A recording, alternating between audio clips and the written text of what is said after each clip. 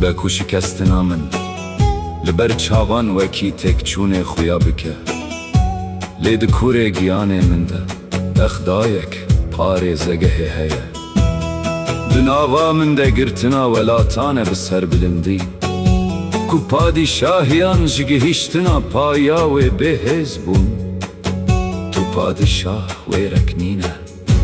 Kulingê xwe bavêje axa wê, yan jî bi bêtirsî û serbilindiya wê. Hevînekin ku ez hilweşiyayî me, dawîne teslîm bûne di şikestina min de çirûskek heye. Çavên me yarên min bi zorê tevlî hevî û kor dike. Lêdana dildariyê piştî koçê vedigerîne, da ku dilê bêxem ji xewê biqefilîne. Dibek û şikestina min li ber çavan wekî têkçûnê xuya bike.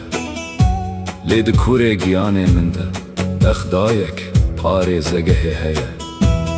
Di nava min de girtina welatan e bi serbilindî, ku padîşahiyan ji gihîştina paya wê bêhêz bûn. Tu padîşah wêrek nîne. Kulingê xwe bavêje axa wê, yan jî bi bêtirsî û serbilindiya wê. Bide xuya kirin û gotin hingê gava, ku şeva tarî û tenêtiya min tê. Min bi salan bêden hevreyî bi şikestina xwe kir. Rûbirû wekî hevalekî em wê honandine. Bi evînek kûr em li sirên jiyanê dinêrin, erdê berfireh bi dilxwazî tê ji bo me. Kofiya bi heybet bilindahiya xwe ditewîne. Bedena xwe wekî perwaneyekê û dîlan çiyekî diçemîne. Li ber çavên min evîne dixwaze û dipeşirîne. Hin şikestin hene û ji bo me nebûn tinebûn. Belê ew destpêka fethêne ji bo artêşeke kulingê xwe navêştiye tu carî. Di vê giyanê de dîrokek heye, ku kêf xweşiye gava kiriye.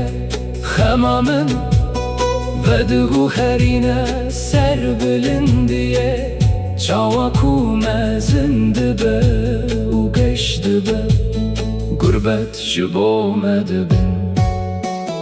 Welatên aramî û teseliye, em rûbirû rûdinin û li tinebûnê dinêrin. Carem li ser xirbew û şopa kevin li ser dema borîna girîn. Belê erd birûmet li ber yê ku hikm kiriye ditewîne.